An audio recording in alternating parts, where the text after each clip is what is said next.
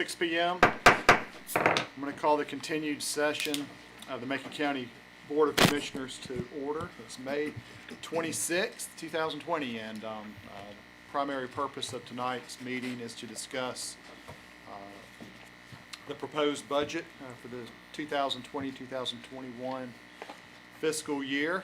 We also have some other minimal business that we need to attend to.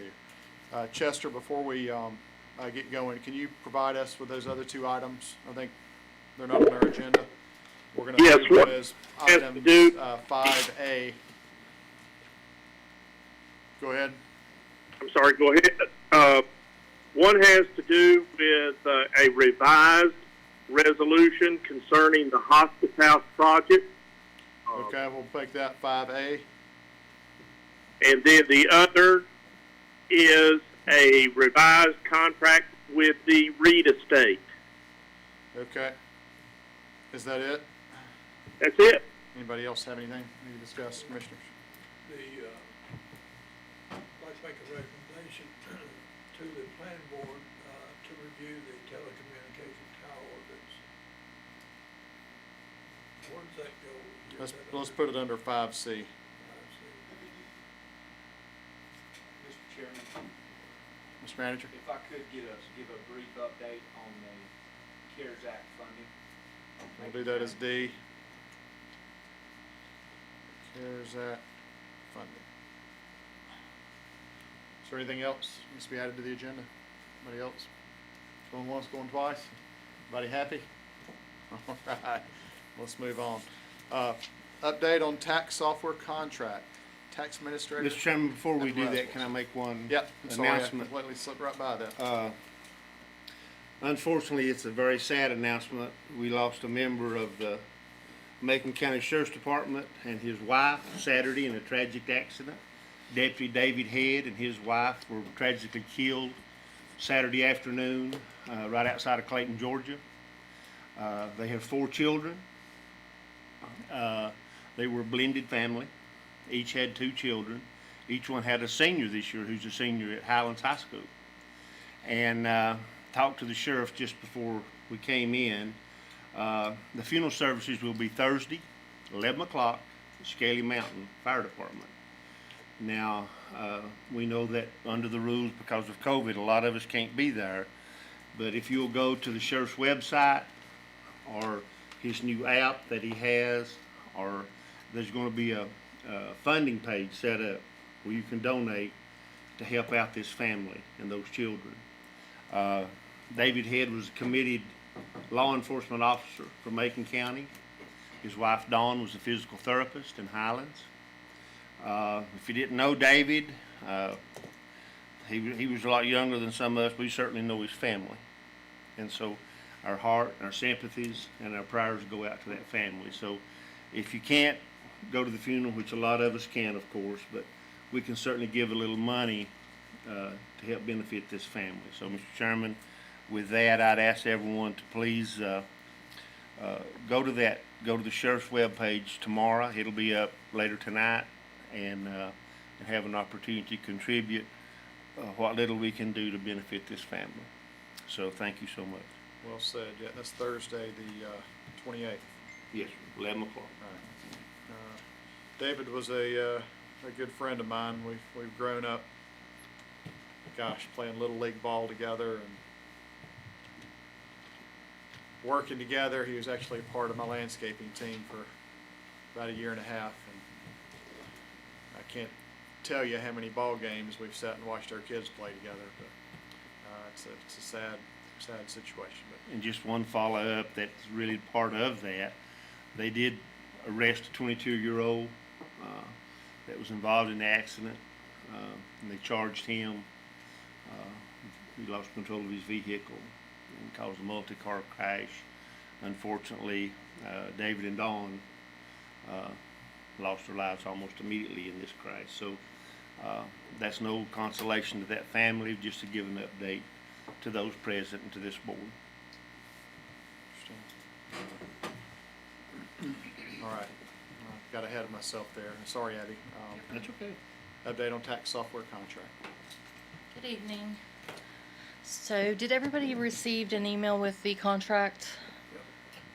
Okay, so Chester and I have been negotiating with Bitech and come up with a contract that we're all comfortable with, and we'd like you to be comfortable with too.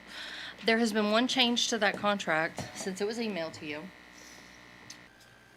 And on page 4, under number 10, the termination, in green it has project. That used to say license fee, and now it says project fee.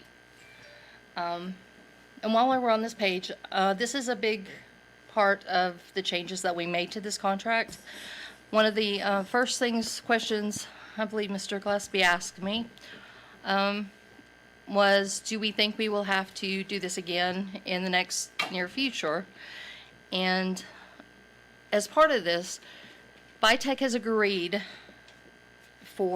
to amend their contract to say that it will give us an agreement within 60 months as of the date of the agreement. Bitech will reimburse the licensee a prorated portion of the project fee. Project fee means the whole fee that we're paying, the one-time fee of $309,000 over, and they'll prorate it 1/60th multiplied by the number of months in the remaining period of that 60 months.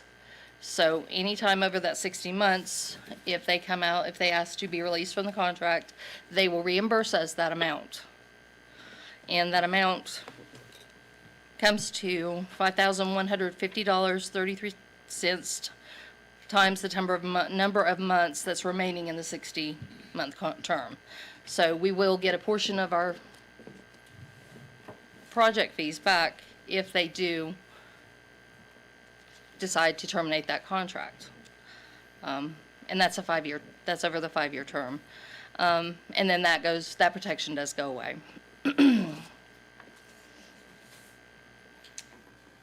So there's an anticipated schedule for release. If you do agree to let us go ahead with the contract, we will do a conversion. We'll start the conversion in June. The tax collection will go live in September. In October, we will start in October, it'll go live. And then in November, they'll start on the personal property. In December, the listing forms will be produced so that in January, those listing forms will come out on the new system. And then in February, they'll do the CAMA, which is the appraisal part of it, and will be live by March. So whoops.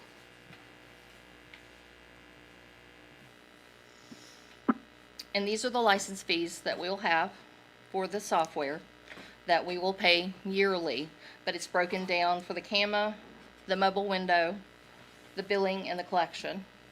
And it comes to the $51,171. That's our yearly fees. The next page shows the one-time project fee, and it breaks it down in each section. So the CAMA software is $109.68. The mobile part of it is $21,814. Billing is $32,720. Collections $87,254. Now the data conversion is not a license fee; it's a one-time fee to convert the data from one software to the other. $33,600, and then we have a schedule of values matching that will match our current schedule of values, and that's $25,200 to come up with the $309,656. And this is the fee, or the project fees, that will be prorated if at any time in the first 60 months that Bitech decides to cancel the contract or terminate the contract. Here's our anticipated billing schedule. It will start in October of 20 when the collection is live, and the $1454.17 is what it will start with, and that's when it will be due. Then we'll go to November. You'll pay again the collection for $1454. In December, we're going to add the personal property fee, So our December payment will be $19.99.50. Then in January, we'll have another fee for the collection and the personal property. In February, the same. And then in March, we're gonna add all of it. So then monthly it will be $4,180.91. And our final cost that we will be paying, the one-time project fee, will not be due until April 1st of 2021. And that will be $309,656. So upon the signing of the contract, we do not have to submit any money. Only upon when we actually start using the system. And those costs do not include our training fee. There's a 15-day training fee that is separate, but we only use what we need. So if we don't use, it's $1,000 a day. So if we don't use the $1,000 a day, we don't pay for it. We only pay for what we use. So I'm requesting that you allow this contract with Bitech and that you give Derek Rowland, our county manager, the authority to sign the contract, and so that we can start with this in June. There are actually two contracts that'll need to be signed by the county manager if approved in those documents which were provided to the board. Yes, inside it there is a Exhibit B, which is our software license and support agreement. That is part of the master contract. Abby, will this software change anything as far when you go to the website to look up property or to search property? Will this change that also? It should not, because we use Sturgis. So the software company doesn't actually do the website. We use we have another So party, the which is website will be what everybody's accustomed to? Yes. Okay, thank you. Do you have to buy new computers for this also? I have already replaced most of my computers. I have at least 3 more that I'll have to replace. So, but I believe we have actually money in our budget for this next year for 4 computers. So is this money included in the upcoming budget? This money is, for the tax software upgrade, is included in the fund balance appropriation. It is included in next year's budget. So if this contract is approved tonight, in order for Lori to be able to pre-audit it, we'll need to approve an accompanying budget amendment from fund balance in the amount of $374,827. Can we get a motion to approve the same? Are there further questions?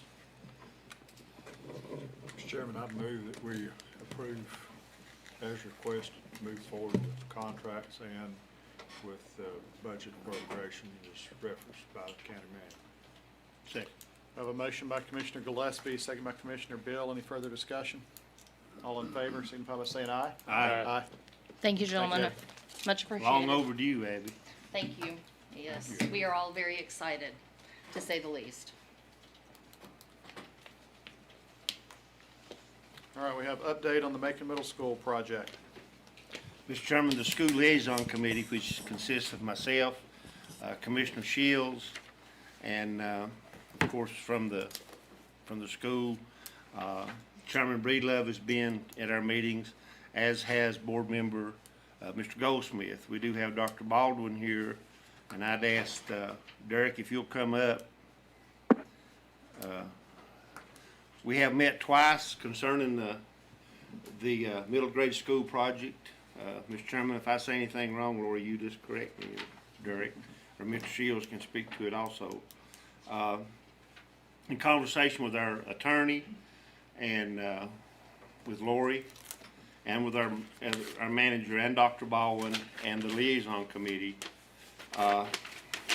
we were very hesitant, Mr. Chairman, and I'm not speaking for Mr. Shields, he can certainly speak for himself, but I think he agrees, in moving ahead with a $15 million project at this time. If we do that, it really constrains this board on what it can do in the future as far as borrowing money. for any other projects for years to come. We do have a window of opportunity though. There's so many unanswered questions. Number one, the unanswered question is what is the state? If you remember, there was a question about almost $11 million that we were to receive in last year's budget. Well, now they're thinking that might be a mini budget, and we don't know for sure if that money's coming through. If that money comes through, great, we'll proceed on. If that money don't, and then we go ahead and agree to this $15 million renovation, then it really handcuffs this board and this county in moving forward with any other projects. So we have a window of opportunity of 89 days, as Chester would say. It's not 90, it's 89. Of 89 days with the architect, with the contract we have with the architect, that gives us an opportunity, and hopefully we can have a better idea at that time of how to proceed. We had discussions of doing a partial and just borrowing part of the money, but we would like to do the whole project at once. We don't want to buy this car a fender at a time, and we'd like to do it all at one time if possible. There are some things that are much needed, but they've been much needed for a long time, and we felt that the 89 days, just to extend that for 89 days, and I think the architect has agreed, and according to this contract, we can do that. And I think it'll give this board a whole lot more direction, Mr. Chairman, on how we should proceed in the future as far as this project goes. It's a much needed project. We're not saying that at all, but we are saying with our sales tax revenue, with our budget that's probably the tightest that we've seen in many, many years, we just felt that we just could not come before the rest of this board and tell you, and I think Dr. Baldwin, and again, we appreciate this relationship with the school board, Mr. Chairman, and with Dr. Baldwin and the schools. Without their cooperation, you know, they could have played hardball here and put us all in a bind, but they did not do that. They're willing to wait that 90 days. And Mr. Shields, if anything you want to add to that? I think the major thing we talked about the other day was the uncertainty about our financial situation and where this may lead us into. And so I think in moving it for 89 days, it would allow us to have a better view of how we're going to finance this project. And at the state level, we're still looking at that $11 million. And if that comes through, that'd definitely be an asset for us. But everything's on hold at this time.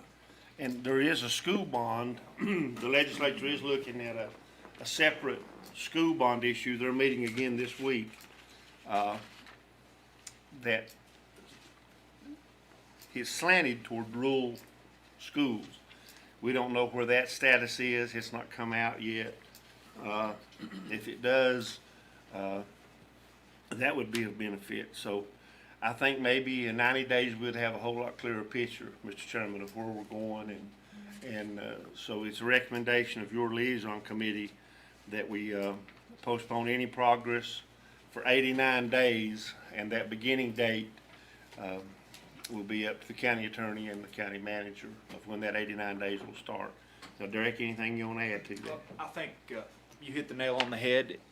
Economic uncertainty, along with the potential of receiving funding from the state in two different ways right now that we're told could potentially happen. We're simply, I would be requesting here tonight for myself and the county attorney to, as Commissioner Bill said, there is a provision in Article 9 of our contract.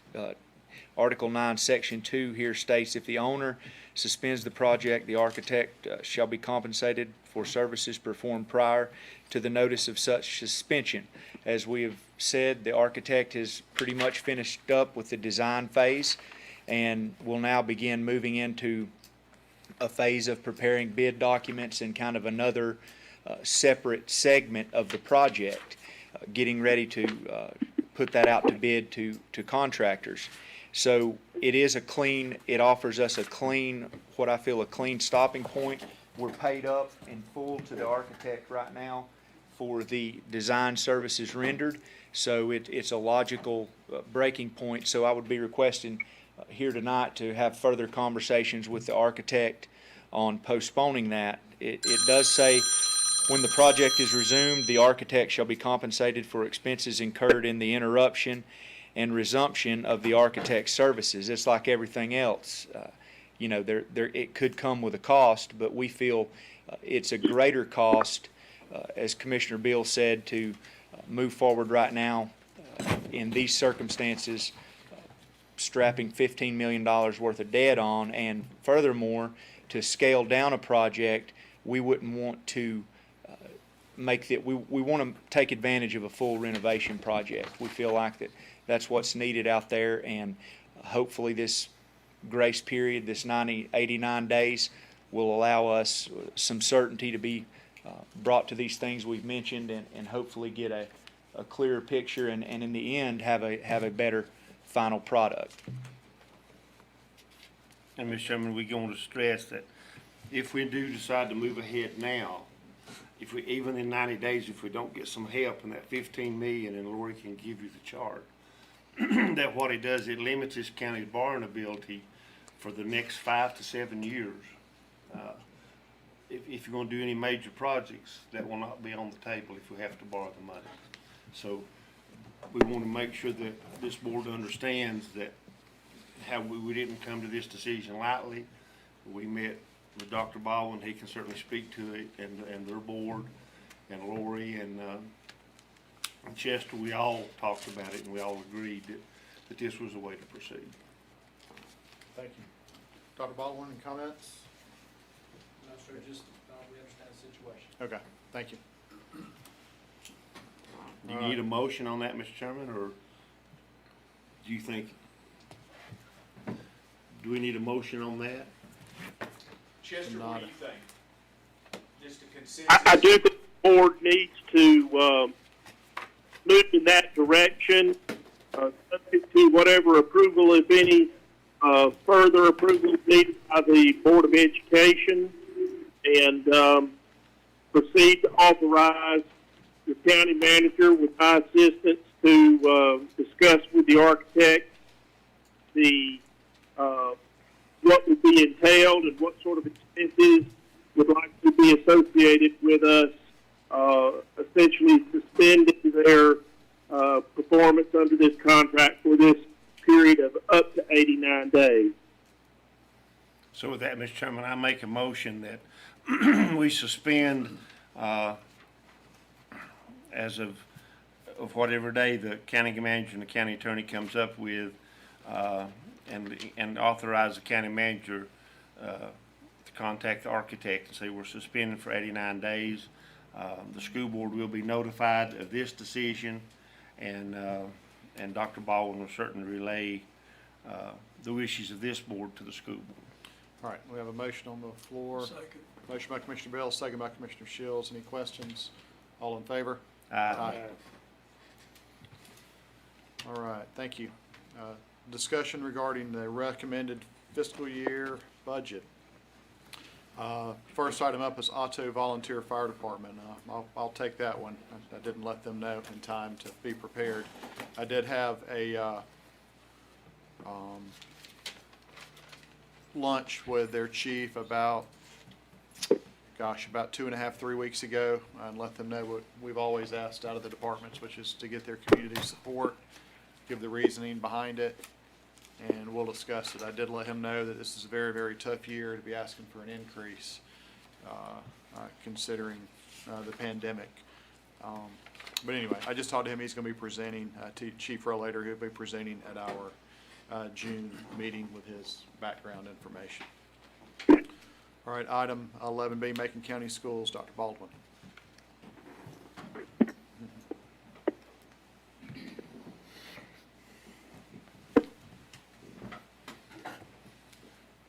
We had discussions with County Manager Rowland about the budget. We understand the circumstances that we're all dealing with COVID-19, and look forward to working the budget that he's appropriated.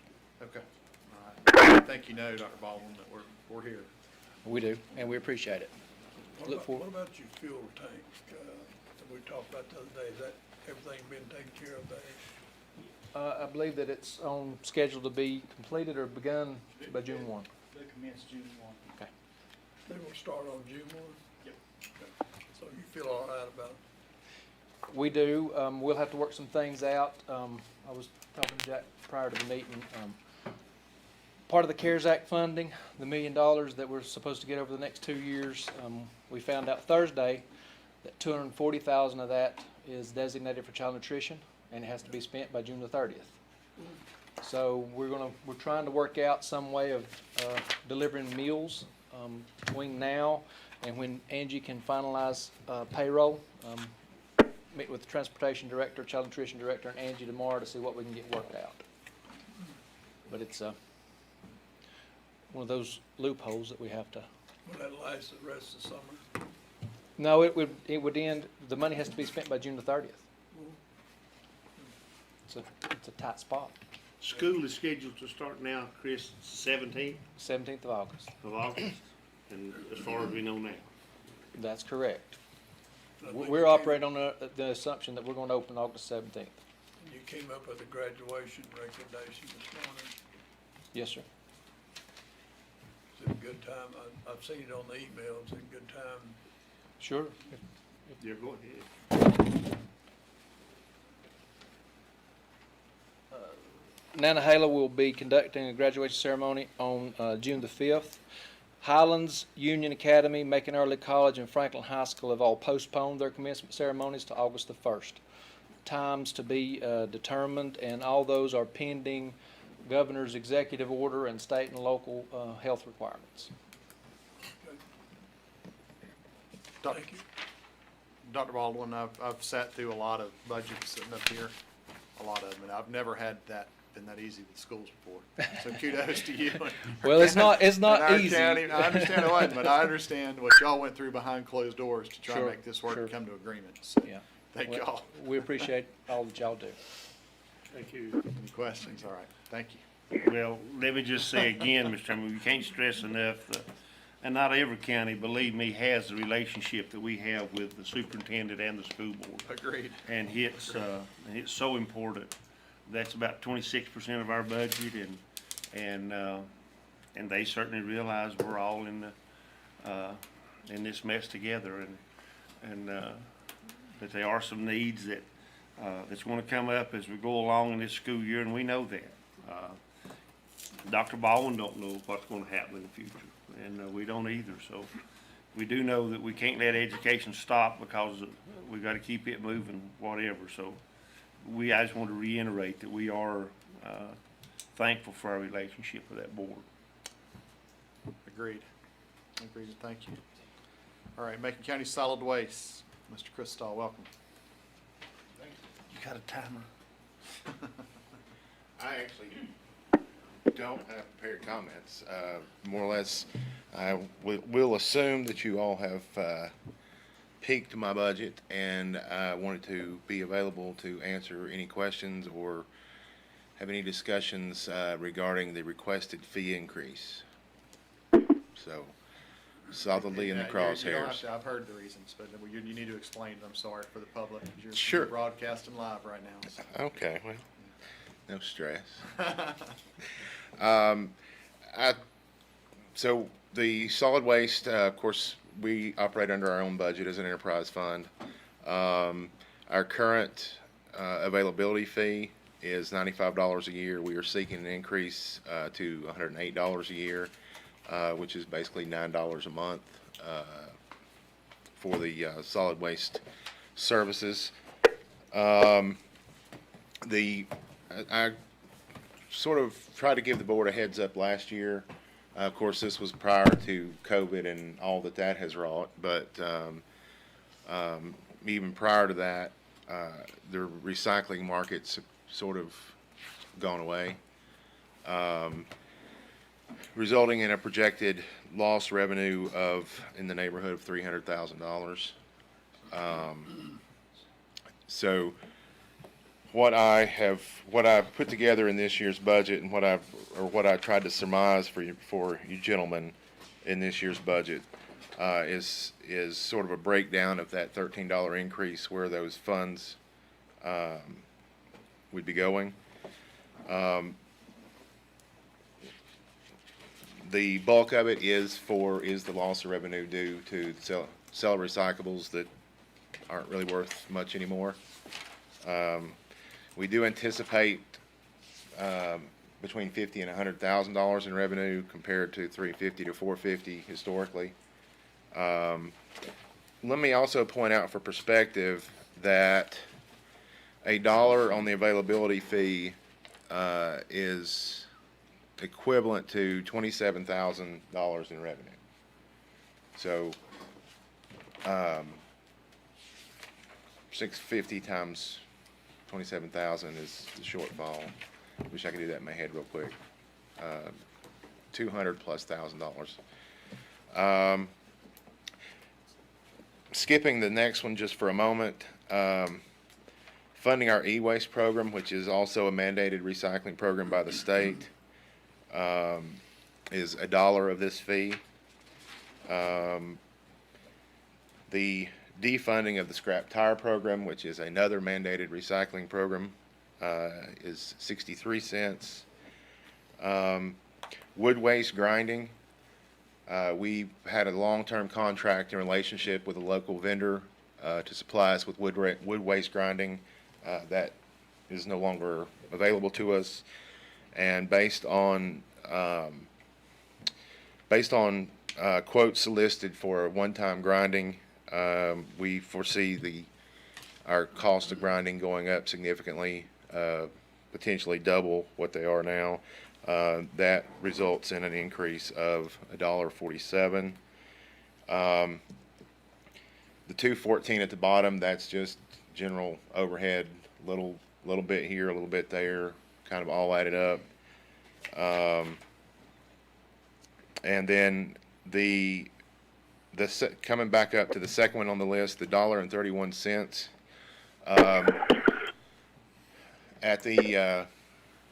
There is a proposal in my budget at the request of my liaison to look at a way to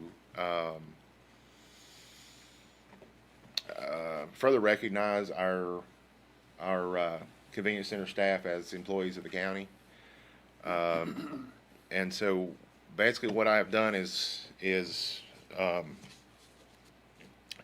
set out what it would cost the county to take those attendants that have a regular routine set 18, 19 hours a week, wouldn't include the people that fill in or make, if I've got 3 people making 70 hours at an 80-hour center, I may have 2 others with 5 hours apiece, so it wouldn't apply to those. But for those regular people, bringing them as full-time permanent employees rather than full-time temporary. I don't know if I said both those wrong, but I'm going to start over. From part-time temporary to part-time permanent employees.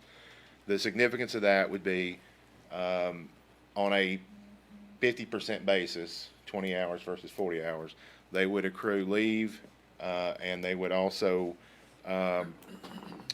be placed into, or have the be placed into the state/county retirement system at a one-half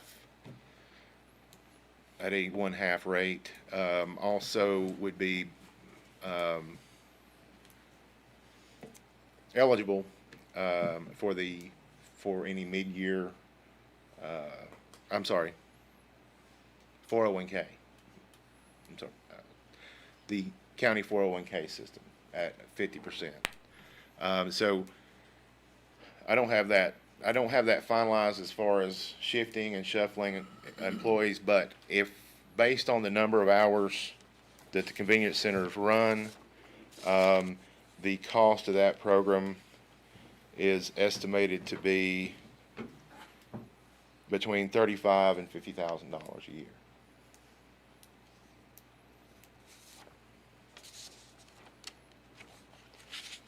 Justin, is that benefits, everything? That's the change is benefits.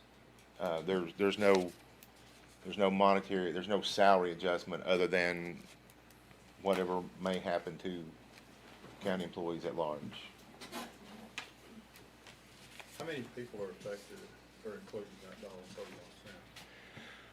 $1.31? In the neighborhood of 30. It depends. It's easy to figure out at the 80-hour sites, but then we have 46-hour sites and 60-hour sites and 40-hour sites, and so how we shuffle those and make those work we've not finalized that yet. And then on the operating costs and personnel, $2.13, how much of that $2.13 is directly attributed to personnel? Very little, because once again, I have not heard anything about any kind of adjustments, that a COLA or anything like that. There are no outside major shifts. So, We have health insurance and retirement increase. Yeah. Those were the only Yeah. changes to personnel costs. so the majority of that $2.13 is just what makes it, just what overhead cost does that include? Why is that going up so much? Well, some of it is things that we were covering or subsidizing through the landfill. The landfill costs have gone up to where I can't isolate those anymore and cover them, just like some of the other items on the list. The paying for the electronic shortfall, paying for the scrap tire shortfall, although that's a newer one. Let me find the correct page and I'll see if I can give you a better breakdown. Why don't I see that page? Those are both unfunded mandates, correct, Chris? Well, The mandates run out. the e-waste is an unfunded mandate. Scrap tires is a program that worked fine until they ruined it, and so it has become an unfunded mandate. It's actually, that program is actually overfunded. But some of that gets siphoned off, and Scrap tire, that's up here in this 63 cent, that's not. yeah, that's not, no, it's not part of it. What's making it $2.13? It's not personnel, so what? Fuel increases in anticipated repair costs to equipment. I mean, I literally would have to have my whole book to give you a better answer. Because apparently the page I'm looking for, this is the page I gave you that's just got a summation. If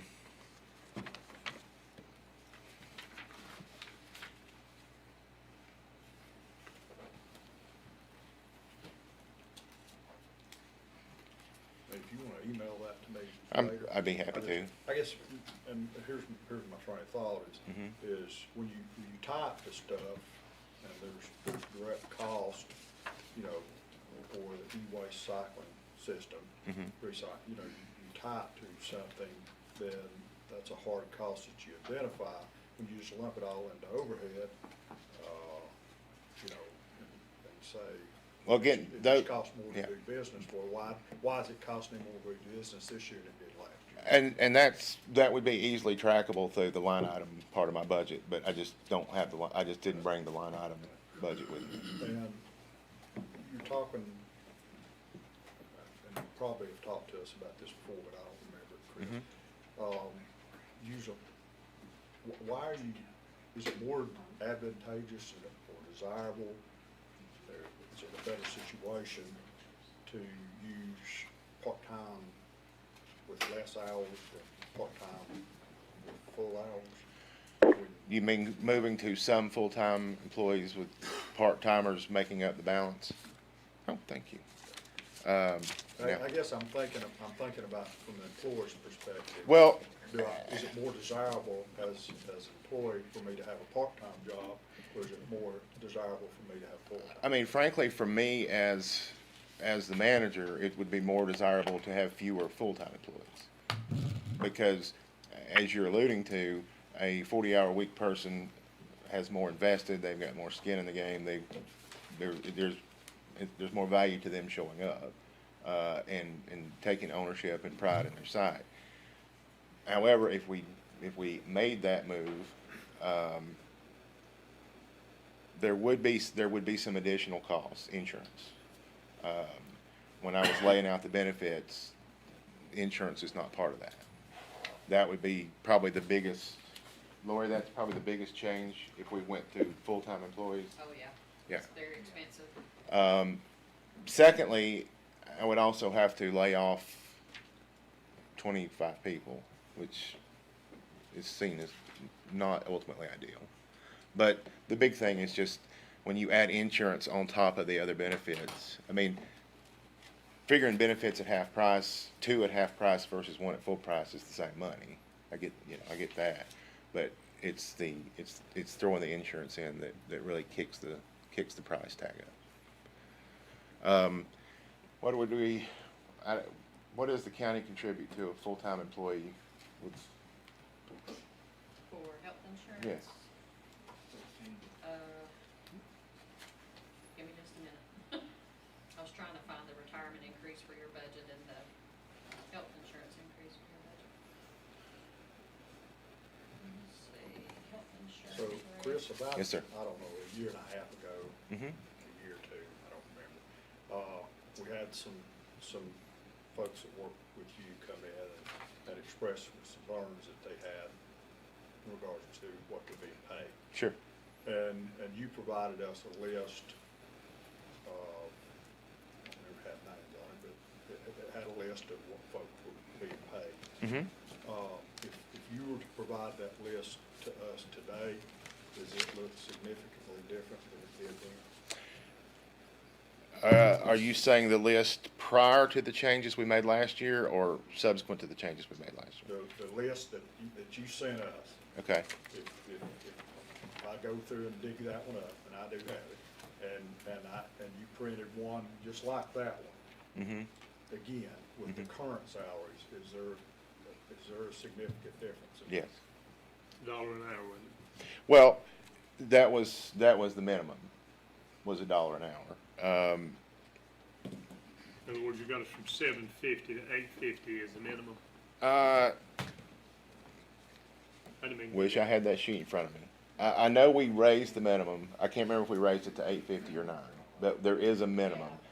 And then beyond the minimum, we calculated a 5% increase for every 3 years of service. $15,027 a year. And so, for a new employee, the least they got was $1.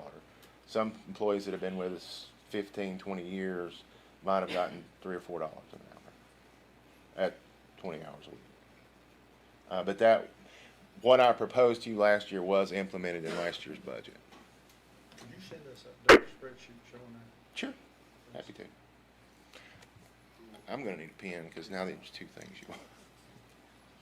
I don't wanna miss.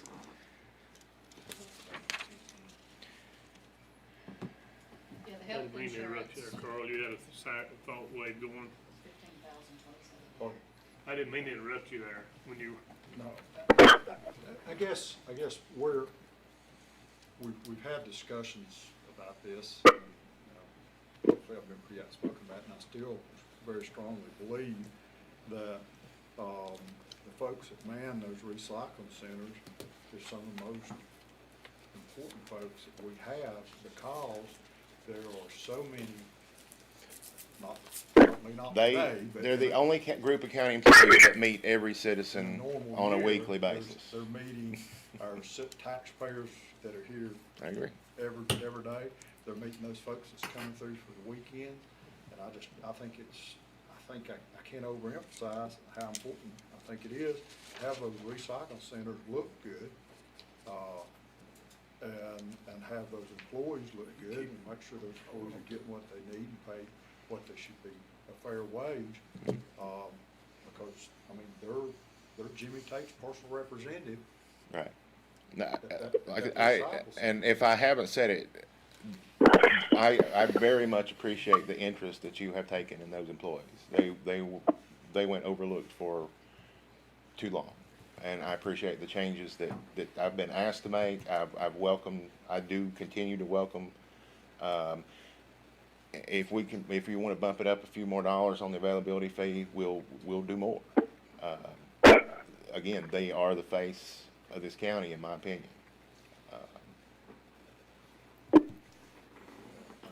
For the health insurance question, it would be $15,027 per employee, because we budget family coverage for each employee, not as a budget number, not knowing if they're gonna take. So if we drop to 20, that's another 300,000, just easy math off the top of my head.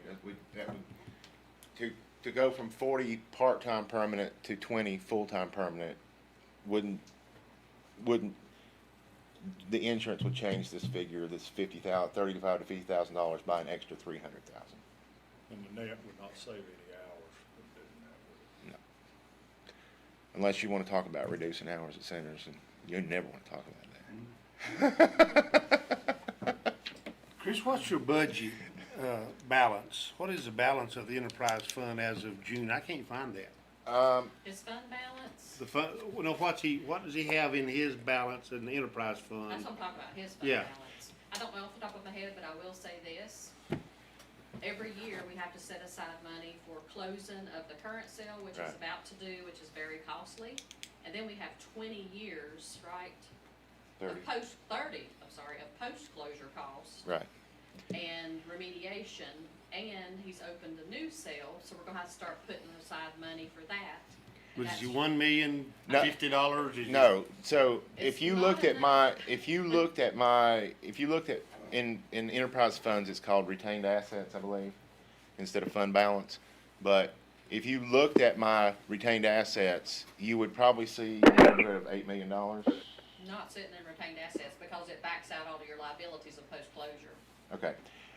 Most of that money, well, If you looked To- at to this that cash end, in the bank. right, to that You end, might have 8 million. a lot of that money Is is earmarked, earmarked for yeah. those three things.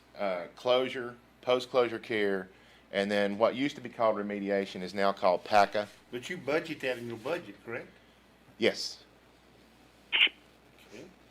If you we're looking at a line item budget, those numbers appear in Fund 62 It's the end. or It's- 4. Well, the part you move is like 436,659. Right. Which gets moved over to closure and post-closure each year roughly. Right. So the reason I'm asking the question, I'm looking at your debt service, Chris. Yes, sir. Now, your debt service is scheduled to go up, not much, $30,000 something dollars It's this not year. going up, it's flat. It should be flat. Well, 2020 says it's 946, 21 is 967. And it's the same. If you add principal and interest combined, it should be the same number. So that debt service, you owe about $1 million bucks. It's about You gotta add principal and interest. Look at the Million total. 95, 129. It's $1,000,000, It's 967 is the principal, and then the interest is 127. right, so it's about $1 million bucks you owe. 1.1-ish. Yeah, and that's for that new equipment? It's for the new landfill. That's for the land, no equipment's included in that. Well, as a portion of the debt was used to purchase equipment. We had, a $200,000 equipment package Something like that. in that. There also remains in that, a couple $100,000 to finish the renovations on the house that we bought. Some money for a water line, and I think that's it. That's the major part, yeah. Building the sale, the water line, the house renovation. What about the So leach this, shade improvements? Yes, that's part Yeah. of it too. so in other words, that $1 million is part of the 8 million Yes. Yes, sir. that's in your, The 8, no. No. The 8 million, why is it not? when we borrowed 8 million for all of these projects, We borrowed 9.8 million. Yeah. there you go. We pay that back over 10 years at $1 million, 1 a 95, year. 129. And you're in the third year? 21 At will be the least. third year, No, it'd be the 4th year. I can't remember. I Should don't be the have my 4th year. fourth year. Yeah. So my goal is once we can retire that debt, in another 5.5 to 6.5 years, whichever the amortization table tells us we will, is to then start building back up my actual retained assets that aren't attributable, and then use that money to build subsequent sales, so that we're not having to borrow this big chunk again. So it would not make any sense to pay some of that 967 down and save the 127 out of your 8 million? No, I can't. It's obligated. Of the money, and again, Over 30 years, it's obligated. No, it's a 10-year loan. no. No, he's I'm talking about the the $8 financial million. assurance. Closure. Yes. For year one's a big chunk, right? Your Yeah. closure Closure, hits you pretty good. let's say closure, PACA should be in the neighborhood of 2 2 million. million. Closure is between 3 and 4, and then post-closure care is probably in that same neighborhood, 3 to 4. because it's not fully funded. It's always going on, the collection of that revenue. So when I think about fund balance, I never even look at that. No, can't touch it. When I look at what money is in the bank that's not that, if you see on this sheet, I've got the capital of 665. It's not on the line item detail. It's on this sheet that I think Derek put in your package. So so any type of capital purchase I'm trying to fund with fund balance, because I can't afford it otherwise, and it's not a recurring expense. Even that practice is, whether or not I'll make it 5 more years doing that, it's hard to say. But my goal is to try to pay for capital with retained assets, instead of asking for another increase that I could possibly avoid or not need in 5 years. And the renovations are all included in next year's, either this year's or next, I thought we did all that in this year's budget. The center renovations? So the center renovations for Junaluska and Scaly are in this year's budget. I'm hoping to get contracts tomorrow to sign and get those Are projects. they finished? They're not started, but Not started? 90 days.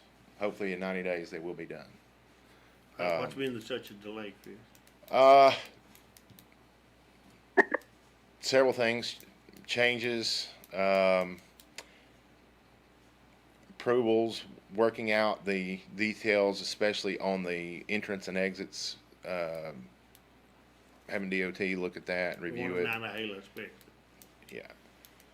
That, getting the exit gate in Nantahala has been like a 12-year mission. So, Okay. but when you look, that 665 capital number that I talked to you about, that does anticipate continuing that program of renovating the centers, until we can get them all done. So there's 2 in your current budget, Yes, sir.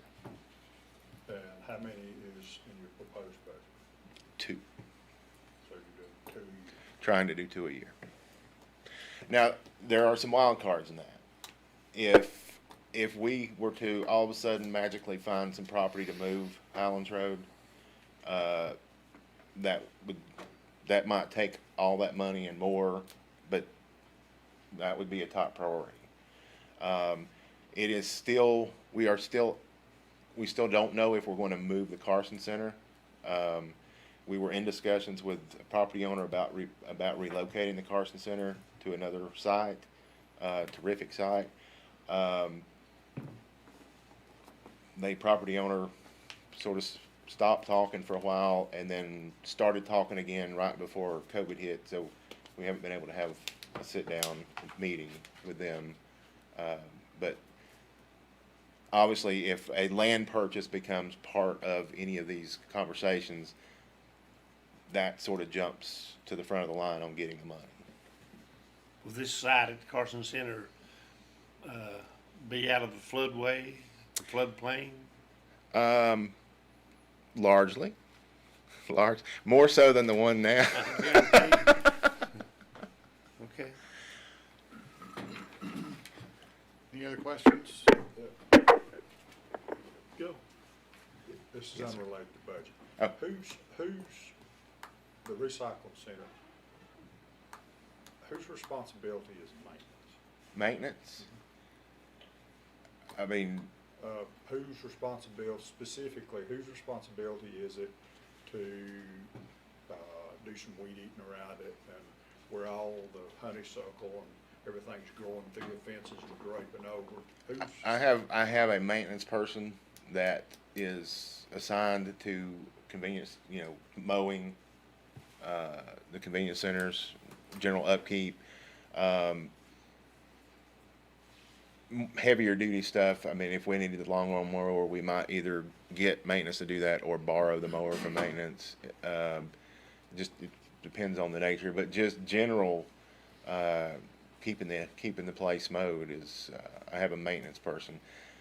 The problem, well, the weather has been a hindrance to him, obviously, like everything else. The maintenance personnel has become a bit of a challenge because during the winter, when they're not having to be out mowing all week, we find other jobs for them to do, other tasks of maintenance nature that need to be completed.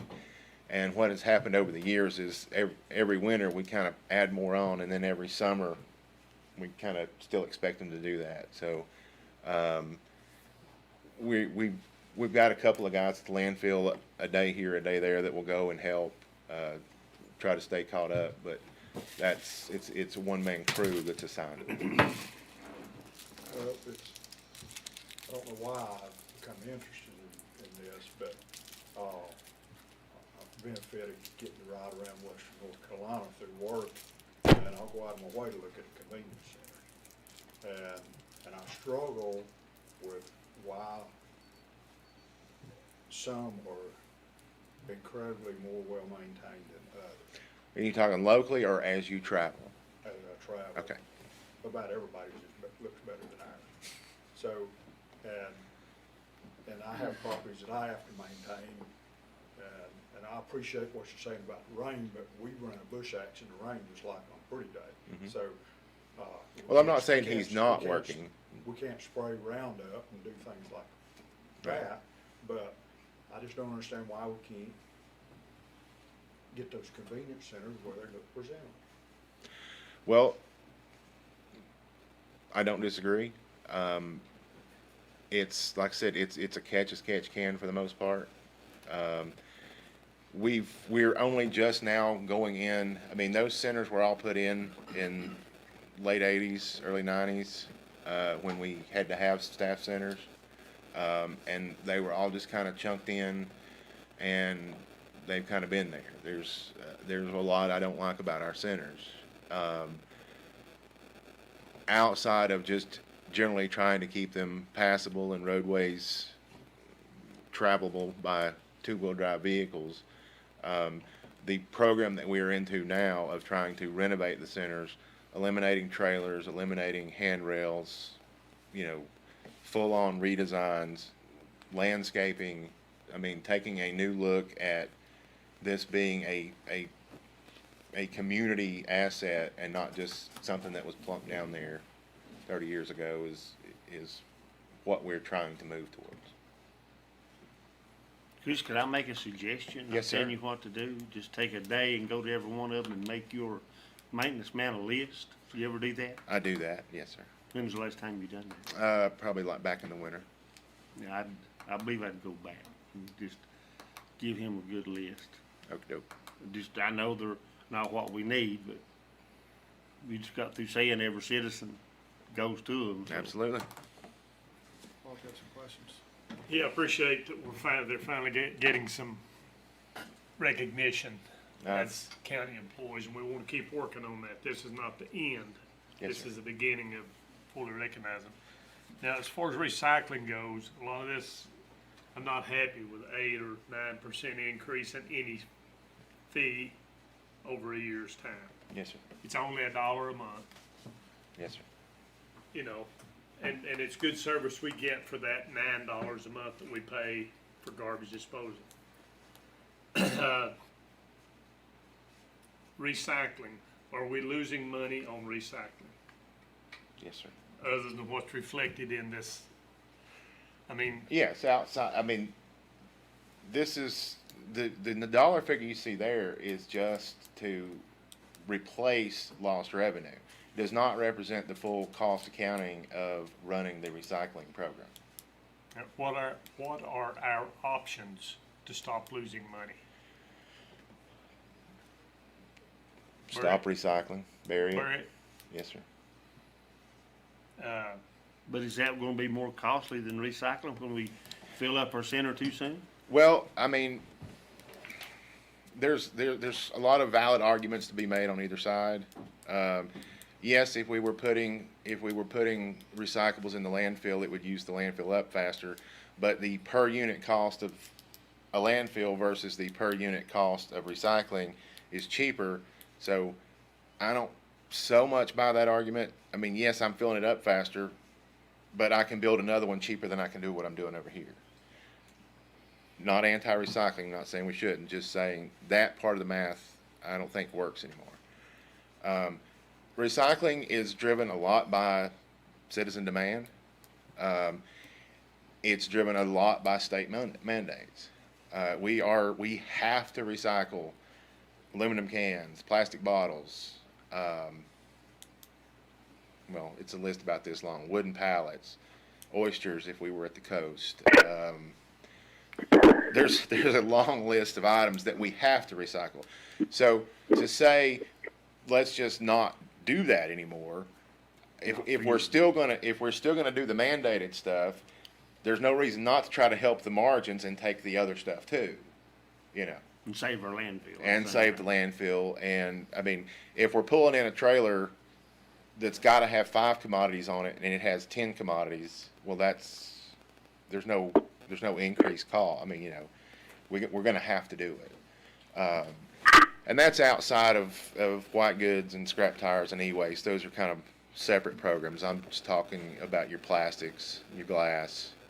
I'm sure you all have been around and have read articles. A lot of municipalities have ended recycling programs, or at least ended curbside pickup of recycling programs. Some counties have stopped recycling certain commodities. I believe Guilford County. Guilford County is weird because the towns do more of the solid waste than the county, which is fairly unique in North Carolina. So it may just be the city of Greensboro and not Guilford County. I don't want to misstate, but they've stopped collecting glass. A lot of your commingled recycling counties have stopped taking shredded paper and glass. The last I heard, I think that, well, I don't know who it is. The last figure I heard, commingled counties. You know, I've come to you before talking about commingled and how we would lose all the revenue off our recycling. Some places mid part of the state, Mecklenburg, Gaston, some in that area, which is one of the reasons probably that Lincolnton stopped doing curbside. It's just one that comes to my mind. That's instead of getting $5 a ton for it or paying $5 or $10 a ton, there are places paying $125 and up a ton to have places take that recycling. So it's the whole economics of recycling is just different now. Is there any technologies that we could look at that would help us in efficiency in recycling? Has anything changed there that we need to look at? I mean, the biggest innovation, if you will, is commingled, but that just would not. That's what Jackson County did. It wouldn't work well for us. Even that's a lot more expensive because of the revenue you use / the fees you have to pay to have somebody take that and then process it. Our citizens, they're not always great at it, but they do the processing for us, and then we kind of try to clean it up on the back end to go to market. But that is much more financially effective on the front end and back end, especially right now with what's going on with the markets. When I want to know what's out there, what can be done, I usually look for articles in Europe. They've got all the people and none of the land, so they're much more serious about recycling. We just have a lot of holes and a lot of places to potentially put holes in the ground in the United States. So there's really not. There's some efficiencies built into processing, but there's not really any magic bullets as far as the overall program of getting commodities from one place to another and in an easier, better way. Potentially, there is a silver bullet way down the horizon. I hope they can figure it out. I hope they can make it work. Although a lot of recycling people probably will fight it tooth and nail, because instead of recycling the individual commodities, this wouldn't apply to metals, but others. You basically put the recycled material and some wastes for that matter, as long as they contain carbon, through a process, a superheated process. It's not incineration. It's done in chamber under pressure without emissions. But you basically recycle commodities for their BTU value and create syngas and sell that for electricity or whatever. Unfortunately, I mean, there have been snake oil salesmen selling these things for 10 or 15 years. I'm sure some of you might have been visited by a vendor at one time or another. They just don't work large scale, and they don't work on a non-homogeneous feedstock. Meaning you could do this with wood waste, you could do it with scrap tires, but to just take a random amount of carbon BTU value material and dump it in this process, they haven't figured that part out yet. I just recommend keep an eye on our losses related to recycling. Mhm. At some point, if that increases, then would you present with us some options on how we can stop the bleeding? I know the mandated, I'm talking about non-mandated items, Yeah. mixed paper. Yeah, mixed paper finally went negative for the first time since I've been doing this. And at some point, we need to seriously look at, I mean, don't keep the same model we've had for 5 years, but if you would this year, if the losses increase, we may need to make some decisions related to that. So we'd appreciate that. Certainly. And thank you for working on your staff.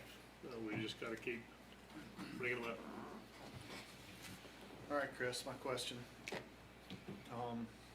When I look at our budget, I kind of look at it from 10,000 feet up, and I look at the broad numbers, and then when I start to see abnormalities, I start diving into the details of it. When you look at our budget this year, and you think about the pandemic, and you look at what actual expenditures were last year to what budget requests are this year, you're seeing virtually every single department across our government are taking a big hit this year and trying to tighten their zipper, so to speak, to make things work. When I look at yours, I'm showing expenditures of 3.19 and they're going up to 3.87, so I'm seeing about a 20% off my numbers, not debt service, just in expenditures. And I've heard you explain some of those tonight. But that's not, I mean, is it, I haven't dug back into prior years. And I'm like, when I looked at it at home, I was like, my ears started, smoke probably started coming out of them if you saw me, but Well, you didn't, thank Jim, goodness. if I may point out one thing, if you look at his 2019 actuals, is that what you were looking Yep. at?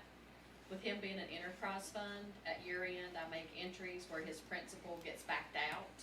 So you're missing, I don't remember what last year's principal payment was, but you're missing probably $950,000. I didn't look at debt service. Yeah. I just Okay. looked at expenditures. So I there didn't could look have at been debt some service. so. others, Well, because there's adjustments that get made because he's an enterprise fund.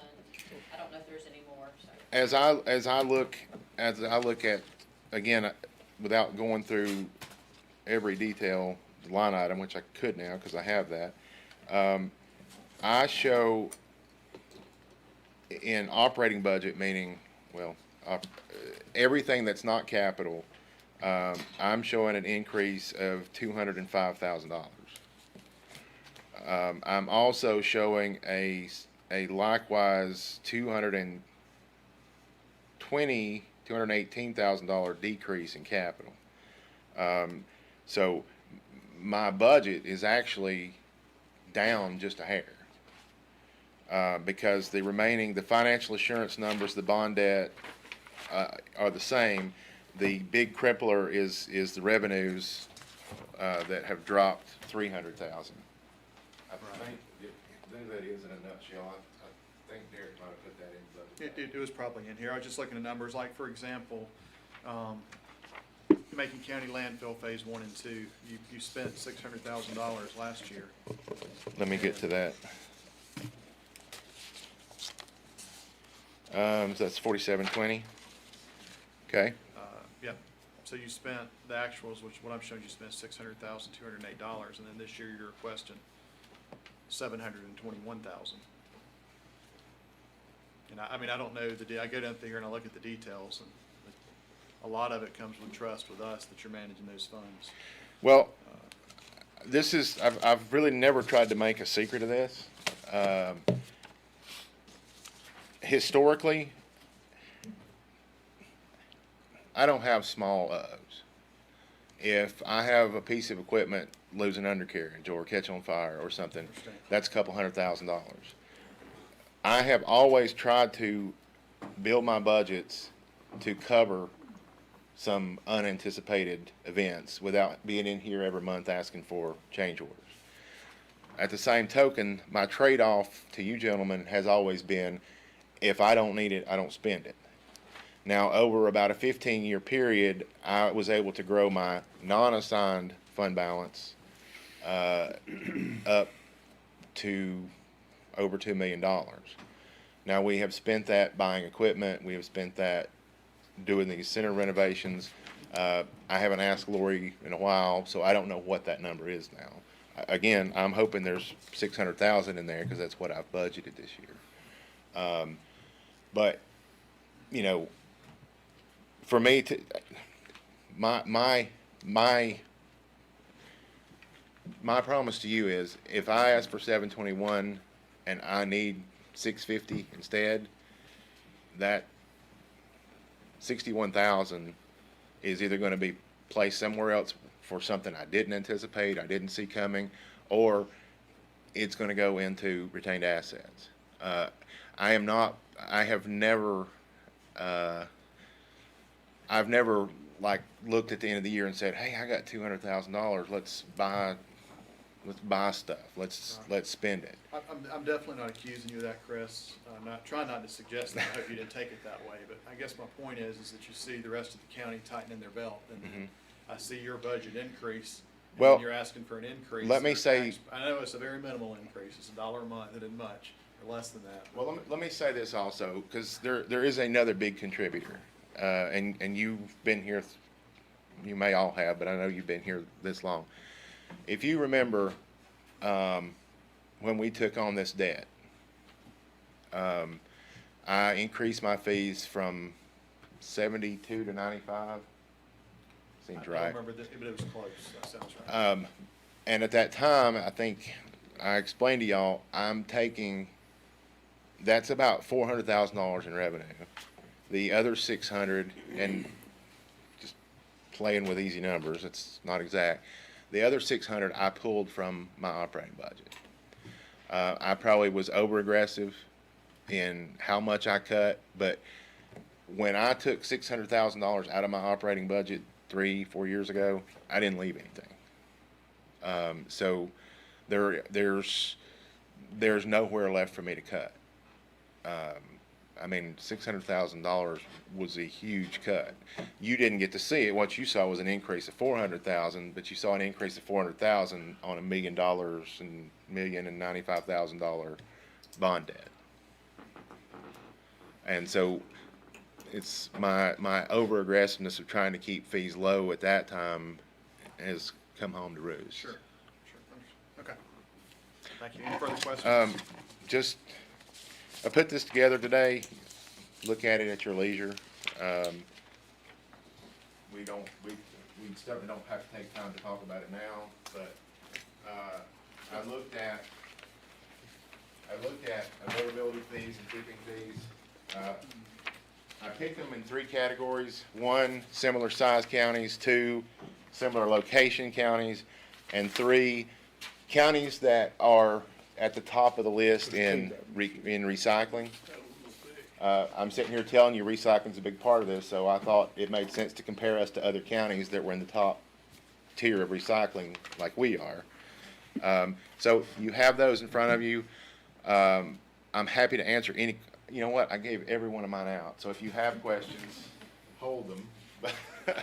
I will tell you, if you try to, the big takeaway from this is no 2 people do it the same, and you cannot draw a lot of conclusions from this because it's just it's just all over the place as far as how people are managing their waste. Do they have a landfill? Are they transferring? Are they providing the service, or are they contracting the service? So it runs the gamut, and it makes these very difficult to just apple to apple. But I've highlighted a few here that I think are at least closely could be compared to us. The first one, Ash, that's household served, not population. They're quite a bit lower than us on the recycling. Their tipping fee is $62. Their availability fee is at $130. Bladen County, large rural county, you see their numbers. Again, their availability fees $130. Their tipping fee is $45. So there's, again, don't get over addicted to me telling you that these numbers are directly comparable. You look at our budget of about $5 million. Well, that's got $1 million worth of bond debt. Ashe County, that's at $3.6 million. Do they have a bond debt? I don't know. But if we took $1 million off of ours, we would be right in that same ballpark. Vance County, near the bottom in recycling. Again, about $3.6 million budget, $66 a ton, $105 availability fee. Pretty much in line with where we are. There are some highlighted numbers in there that I did not look at for some reason. Davie County, for instance, their budget is $90,000. They don't provide anything. I guess that's paying somebody to oversee contracts because they have no costs. These numbers are also 3 or 4 years old because that's as far as the state has gotten around to publishing. I did not seek to get updated numbers, 1, because of time, but 2, because I think much like us, as counties are dealing with this recycling situation, any numbers I gave you, whether they were yesterday's numbers or 4 years ago, they're going to be changing July 1, or operations are going to be changing because we're all in this. So I really want to go back and look at these numbers, tipping fees and availability fees, in next year's budget to see how other counties have handled the impact of recycling. Unfortunately, COVID's going to get mixed in there too, and I won't be able to discern, but still looking to see what happens, how counties are dealing with these things from a solid waste perspective.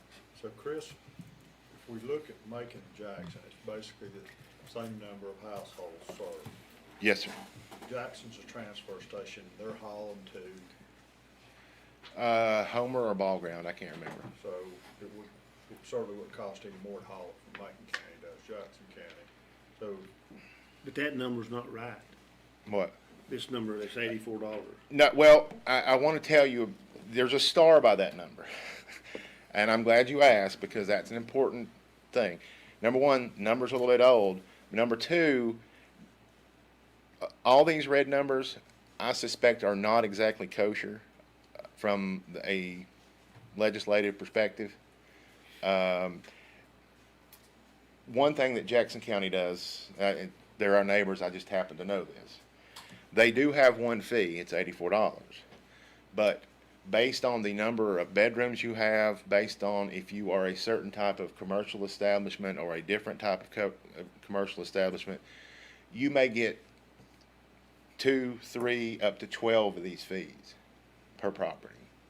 So again, that's why I say it's hard to compare one to another, because there's devil in the details that's different everywhere.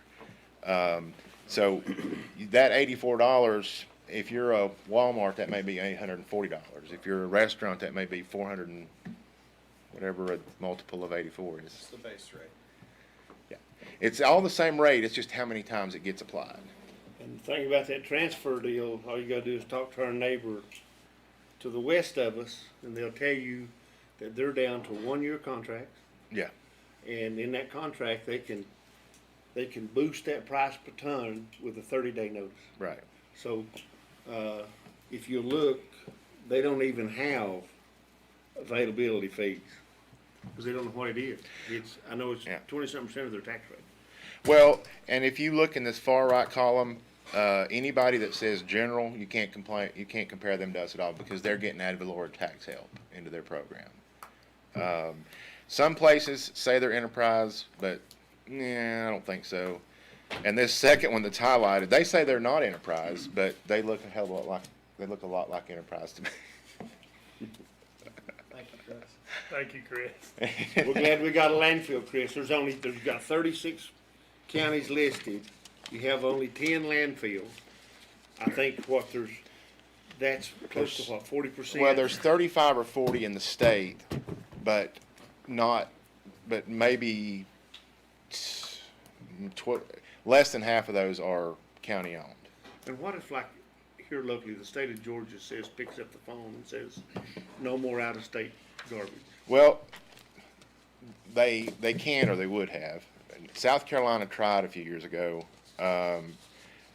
but what they can do, and what they have done with some success, is add fees, start jacking the price, making it undesirable to go there. But it's yeah, I mean, you're really at the mercy. And I've made a presentation. I made a presentation to you guys some time ago when we were building the new landfill. I can explain to you why $66 to our landfill and $64 to transfer to somewhere else is a almost $2 million money loss for us, because the way we're set up versus the way they're set up. And I'm happy to have that conversation if anybody wants to. Why don't you call Ron Not later? tonight. Why don't you call Not Ronnie tonight. later on and extend the conversation? Not going to have that conversation tonight, but if anybody would like to, I'm happy to. Thank Thank you, you, Chris. All right. Mr. Rowland, I think you're last but not least when it comes to the budget. I've got a few questions for you, so welcome up. Anybody else?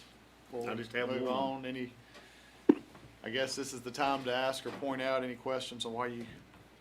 You mentioned earlier about Can't the fire express tax being presented at the regular meeting. So the purpose of this tonight is just discussion. We're taking no action or. This is questions. We still have a few more days if we need to draw this out. But I think Derek would like to know, I would like to know as chairman, any reason that you couldn't support the budget that he's proposing, so that we can discuss it or make corrections or Only whatever we thing need to do, or try to come to consensus on about it. the Otto Fire Department Fire is, department's it's a different budget than our budget. to make but we sense. vote on it at the same time, We right? vote on it, though. It's included in our budget. Correct. Well, In a yes, different fund. in a different fund, Yeah. right? Tonight is to talk about general fund. And like you said, of course, when you adopt the budget, you're adopting all funds that are within the ordinance. So we're gonna wait And till it's a the separate fund. till the night we vote on it to hear from Otto? Mr. Manager? I have a little summary. I think we need to hear from them before we can make a suggestion, so maybe we need to meet again, I'm not sure. Right. They submitted in their budget proposal, basically the requested increase, and I have that, it goes to .1084 from, it is currently at 6.4, 6.5, 6.6. It is going from .0684 to .1068, and that is essentially, in a nutshell, to make anticipated $200,000 per year principal and interest payments on a $3.7 million new main fire station. That is, the $3.7 million comes from the architect that they have been working with.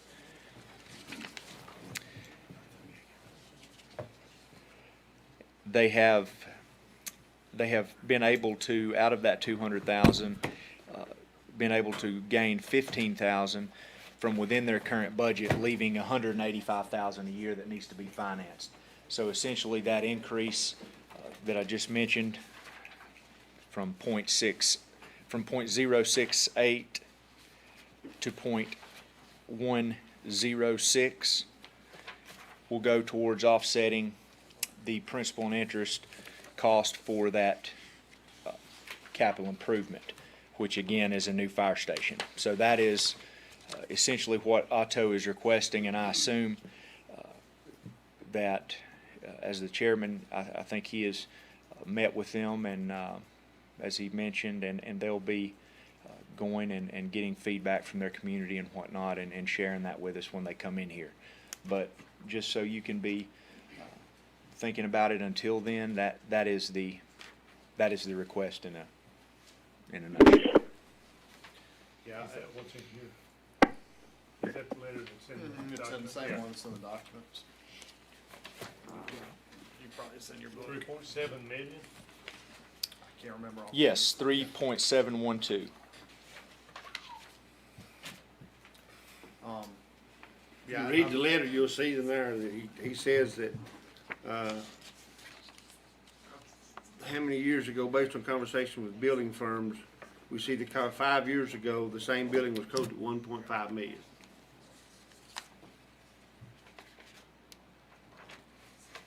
I think we need to meet with them and hear their presentation, because I can't. Yeah, I can't. It's just miscommunication on my behalf. And I should have reached out to It's all right, we'll fix it. Got time. schedule them. I thought they was coming. You got that? It's the same thing. Yeah, I've got it. I just left out in the car. Yeah, it's a significant increase. It is. What percentage, somebody can figure that? It's about 56%. Huh? It's I about had it 70%, is that close? 56, 60, yeah. 56%? Yeah. Bad year for that. All right, you had a question for? Yeah, the only thing, Mr. Manager, that I would ask and the board consider is, I did hate to see the funding pool money cut in half, especially at this time when they need it worse now than ever. I think going forward, even though we had the requests were down, so the only thing I would not ask that we change that number, but I would ask it, and I think you used the word interim, I think we all agree that this is sort of an interim budget, because we don't know what's gonna happen. We may not have that money, but I would ask that be put in the minutes that in the 6-month review, that be included in for discussion, because I think we will have another disbursement of that funding pool between now and then. Am I right or wrong? I think so. So I'd ask that it be, not change your number, but that it's Put 6 that- months, because I think that these nonprofits, especially since now that they know the new rules that they have to apply by. We have a board that's very active, and I just think that with the situation that a lot of these nonprofits or donations are way down, some of them are already struggling. So I just think that now's not a good time to, if these nonprofits were not existent, you'd see this budget a whole lot higher than what it is. So to serve the folks in our community. So I would just ask that in the 6-month review, Mr. Chairman, that be put on for discussion to see exactly where we're at with that. Is that fair, Mr. Manuel? Yes, sir. Any other questions? Go ahead, Paul. Sorry. On that same category, Macon County Historical Society, Mhm. did you get anything on that, or? We reduced that by 50% from 20,000 annual to 10,000. And I meant to get a hold of Robert Shook to see how it affects them, because they, as you and I discussed earlier, Cowie School and some of these other charities, historical societies not a charity, they have other revenue streams, whereas I'm not sure that the historical society has a vast array of revenue streams. We can certainly add that. I'll call Robert, or if you want to, 'cause Yeah, we can certainly add that, and reevaluate and look at that other 'cause that's funding important. sources. I mean, that's a good thing for Macon County, if you've never been to the historical society. Mr. Manager, the conversations that we've had in regards to this putting together this budget, I know you've had some real challenges, in trying to put together a budget that is reflective of revenues that we anticipate coming. And I just want to make sure that we're still kind of on the same page, that this budget is going to be a whole lot different than any of the other budgets that I've been involved in, probably different than the budgets that some of the guys that's been here for a long time worked on in that. But we're going to have to, at a point, look at this budget again throughout the year and see how good a job we did hitting those numbers. And while we would all like to think that in 6 months, and I'm just making 6 months up, but in 6 months we can look at this budget and say, well, they did a great job, and revenues are up 40% over what we anticipated, so we can go back and fund some of these things that we didn't. But I think we also have to think about it from the standpoint of, we may be looking at this in 6 months and saying, Going the other way. dang, Derek, we missed it. And so it's, I know the budget's tough on a lot of folks, but it's not over. Right. And I just, is that kind of your mindset? Yes, absolutely. This is one that Lori and I were both talking that we hope we miss on the revenue projections. We hope they come in better than anticipated. But what this budget does, while it is a worst case scenario, it is a realistic scenario that's been relayed to us from state agencies as well as other local governments, as we discussed in the previous budget meeting. The reductions that were made will allow us to continue operating while preserving our financial position. Again, thinking that we are going to come out of this one day. We do have capital needs that will need to still be addressed one day. And at this point, as Ronnie said, this budget allows us to continue operating, continuing to provide service without relying on our savings account. We're not paying the light bill out of our savings account. That's not a good practice for anyone, especially not an organization like this. So we have remained financially responsible. We have maintained a high service level with this budget, and it allows us to weather what I feel to be a worst-case economic scenario. So on all those fronts, this budget is a win at this point. I don't think we're going to be coming back and saying that we missed it too high. In other words, that we overestimated our revenues. I don't think we're going to be in that situation, and that's not a situation that anybody would want to be in.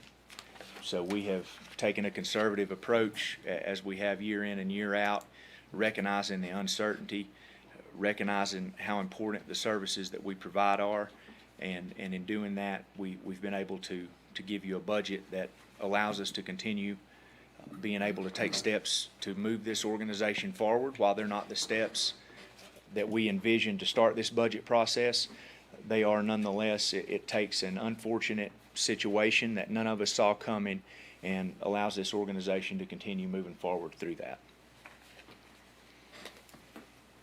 Mr. Shields, any comments, questions? Since Jack's here, the flip in recreation and building and grounds in 3 sentences, how does that, is that, Well, no, that doesn't involve Jack. That involves Oh, yeah. maintenance and rec. Essentially, maintenance. what you have, we have maintenance folks. We did have maintenance folks at the park, at Parker Meadows, maintenance folks at the rec park. What we did was we took all those positions and simply moved them. It was a move. It was a lateral move, because what you run into is, Seth, the recreation director, on tournament weekends, he's getting the phone calls. Having them under his department now is going to better enable to coordinate the maintenance efforts with tournaments, with league play, so on and so forth. So it kind of puts all that under one roof instead of having separate individuals accountable. So you have maintenance people out there that are mowing, that are directly now responsible to the rec director. So he can coordinate those events. It'll streamline the process essentially. So that was just a lateral move. That's And your now new the- job, Jack. the thing about Nantahala is Gary, and that'd be good for Chris, we were trying to. He was already under, Under the Nantahala was recreation. already under recreation, yeah. But is he kind of trying, or have they worked yet to get him to stay in Nantahala and maybe help Chris out on? some of- I think so. I think he is working towards that, yes. What I was talking about was the guy who does the mowing at the rec park and stuff.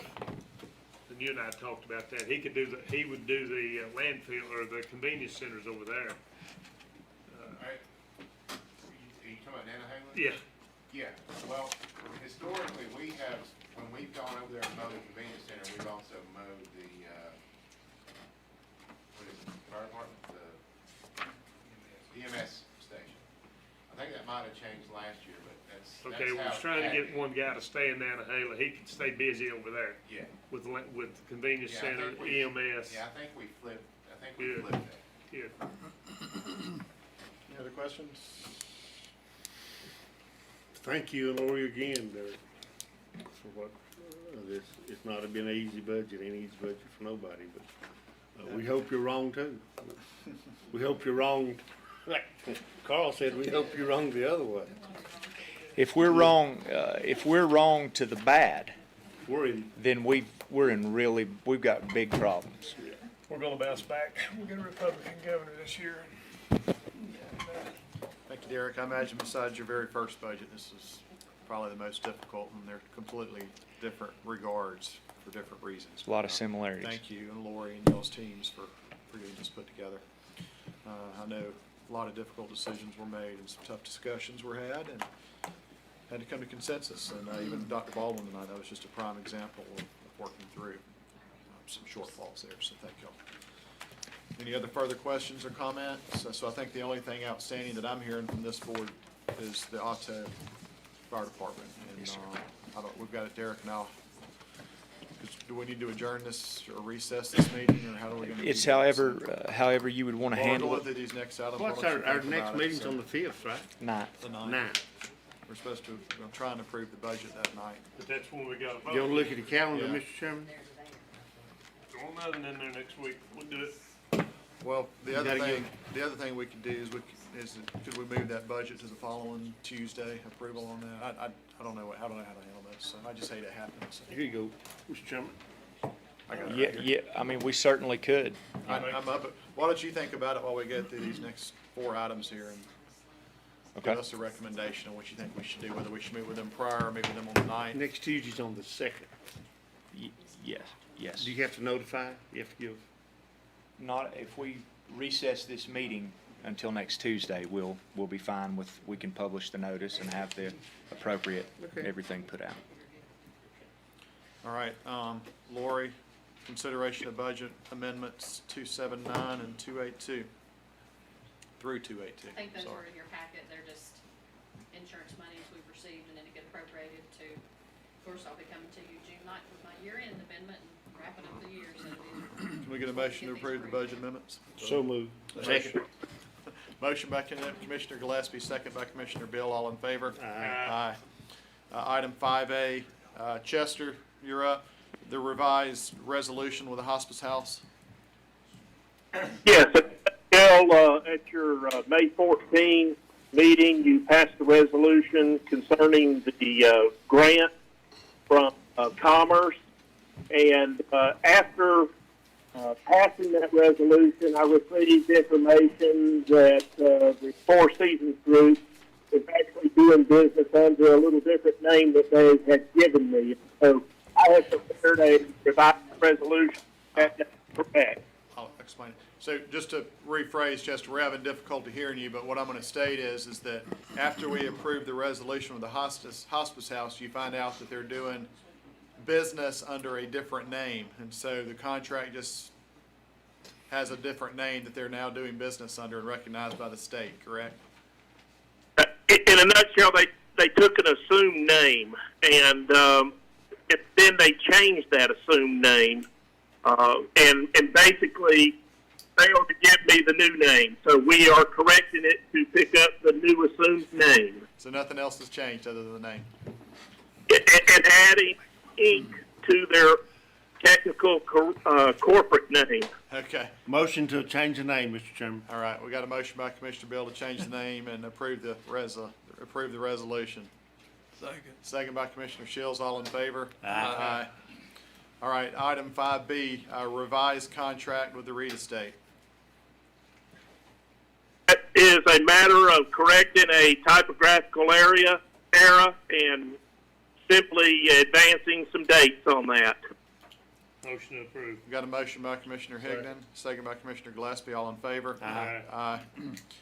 Derek, if y'all have those, I'll sign them tonight. Yep, I got it. Okay. Communication tower, Mr. Shields. Yes, I didn't want to wait till our next official board meeting. Some of us been talking about remote learning. I heard Mr. Gillespie just say a few minutes ago, it is not over. We're talking about this COVID-19. I heard Mr. Bill talk about education can't stop.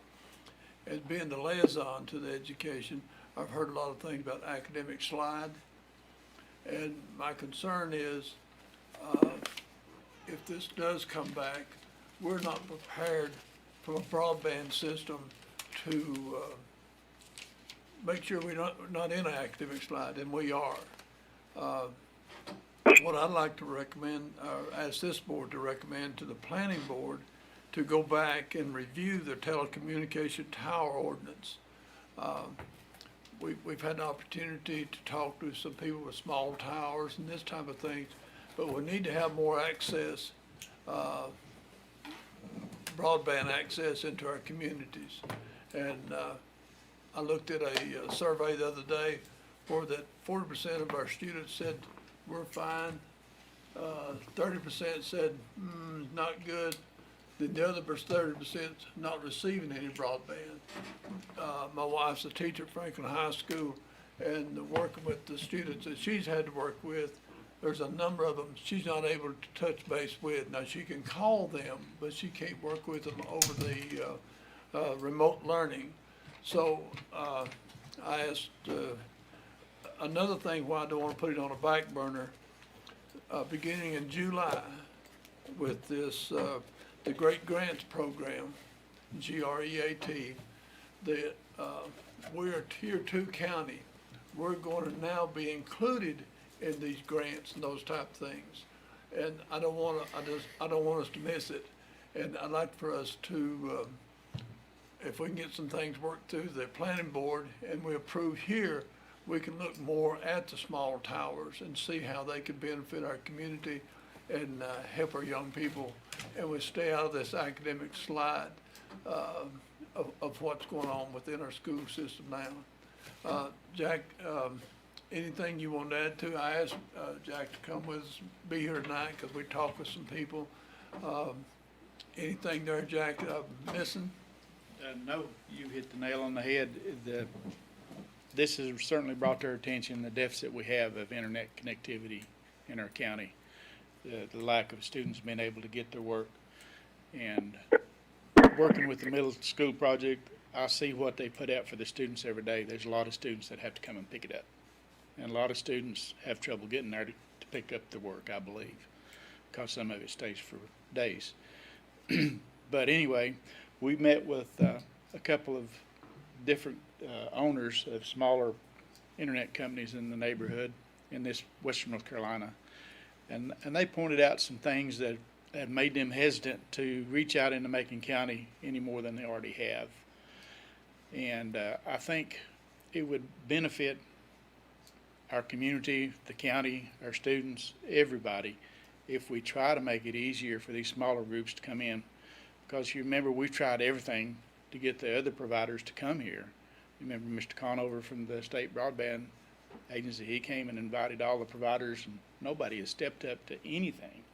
These are the only guys that are showing any interest that I have found. So if we can make the process of getting a permit to put up those towers a little easier for those guys, I think we should investigate that and try to attempt that. Jack, specifically, what are the issues that they've identified? The time it takes, the effort it takes to get it through. Their towers are less than 120 feet high. They're usually I don't know what you call it, just look more like a truss standing on its end instead of a monopole like most of our cell towers. And the process of getting it through the planning department, getting it through the Board of Commissioners, and then actively getting a permit to do that. If we could streamline that process, make it a little quicker, I think it would benefit them, and they've stated that it would. The permit fees used to be, Hold on. okay, Going back to that, the last time the planning board reviewed that, we streamlined that process yes, and came up with a one-page checklist to do that. Currently, from the time that I bring that application to you until I can start digging, what, on average, how many days is that? experience has been about 4 months, something like that, from start to go. What are they, Well- in their mind, what's acceptable? Not using what other counties have done is our model, but what some other counties have done is, rather than the commissioners having to prove the application, it's an administrative duty, like we did our co-locators. We don't have to bring the co-locator permits to the commissioners. That's improved internally. So we can get one of those out in 2 or 3 days. Let me just say something and answer a little bit of your question. In talking with these people, they have a fear they're gonna invest money into making this tower work. Let's say $10,000. Then they have to come back to a political board that may say, we're not going to, we're not gonna pass this. They're out $10,000. And so what I'm trying to do is, if you go the administrative route, that could be, a lot of that, Jack can bring us a recommendation or something with the trust factor. But they're scared to come into Macon County because what they have to put in on the front end, but we may turn it down. Right, Jack? Well, that was some of their conversation. I don't know that the county has ever denied the cell tower. We have not. Maybe They have a ask for fear some of it. I modifications said or a something, fear. but Well, the reason that the original plan was put, I was chairman of the planning board, and that's the reason it was put in there, was to notify the neighbors. And you see what just happened at Clark Chapel, don't let your memory. Just remember just what went on with the one we just approved in Clark Chapel. We've got 4 standing dead empty now. If these people are so gung-ho, let them put them on that tower. We got 4 standing unempty. that's, The cost of it. the cost is that they say, I don't know this for a fact, but they say, for instance, if you wanted to put on a tower out there at Betty's, it costs $4,000 for the privilege and then $1,500 a month. Well, it's cool. If they have to build a tower, what's that gonna cost? What 10,000. other issues did they identify? They used to, the last time they complained about the fees, but they said that was not an issue anymore. But, if I were to give a recommendation, I'd recommend that we reduce the fees for that too, if you're just gonna do an administrative review rather than have to do a hearing. Well, I will be the first to be an advocate of streamlining that process. I'll also will be the first to, there's what Commissioner Bill touched on, we need to be sensitive to those neighbors. I've got an invite that I have to take, I'm gonna be taking a young lady up on to come out and sit on her front porch and view that tower that was just put up.